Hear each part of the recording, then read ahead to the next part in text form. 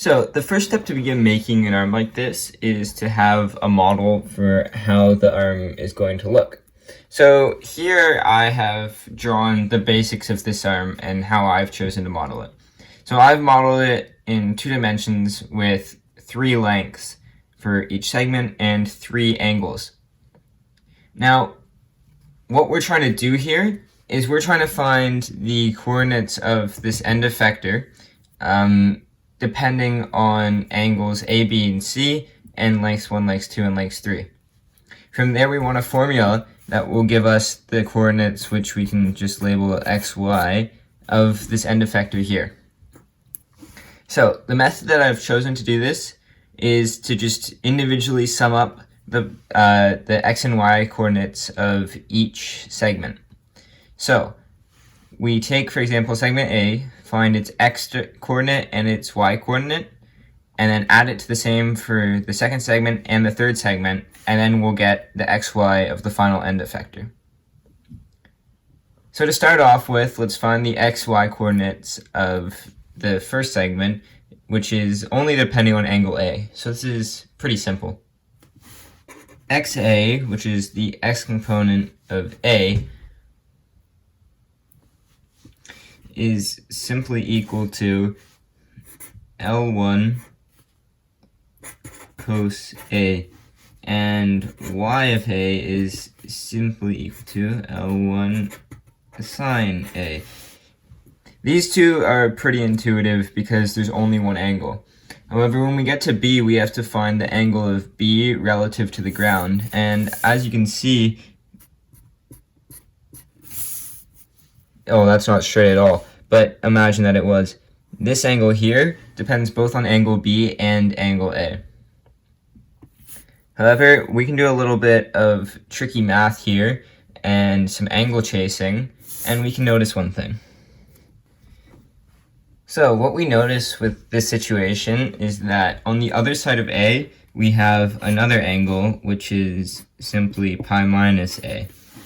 We also know that with this straight-ish line that we've drawn here, this section that's in between length 1 and the straight line parallel to the ground is the same as pi minus A.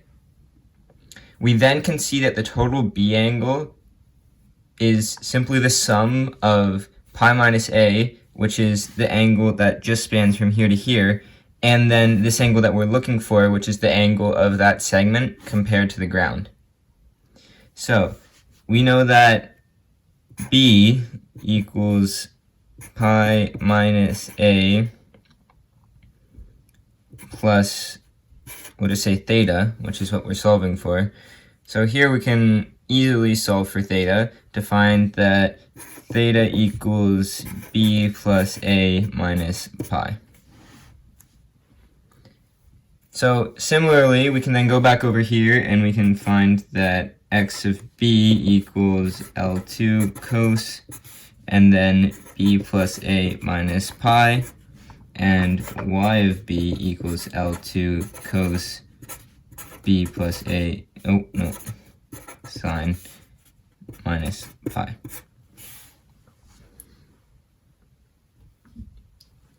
So you can also similarly solve for this angle of L3 relative to the ground, and I have done that explicitly. However, it is quite complicated, and what I've realized is you can actually just treat this as the same scenario as for the second segment, except B is now C, and A is now B plus A minus pi. So that means that, let's call this, now this is the theta that we're solving for. So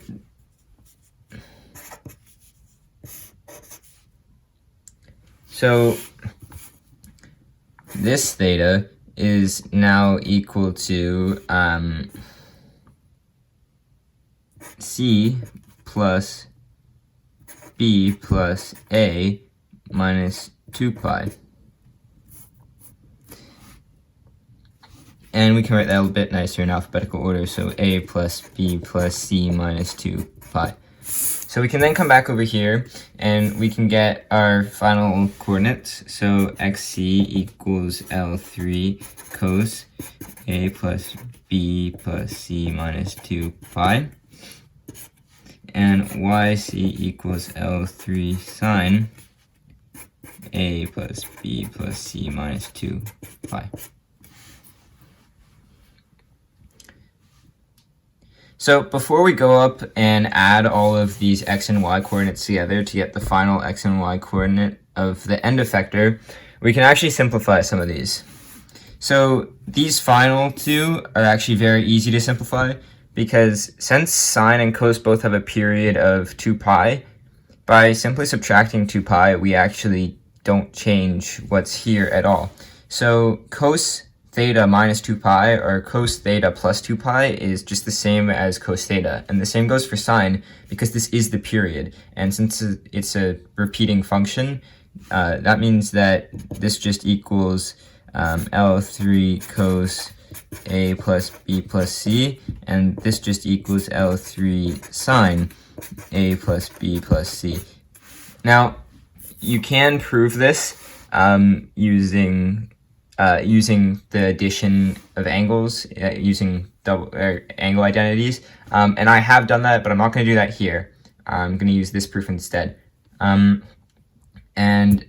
you can do the same for this, except when you're only adding or subtracting pi from theta in a sine or cos, that actually just is the same as flipping the sign of your sine or cos.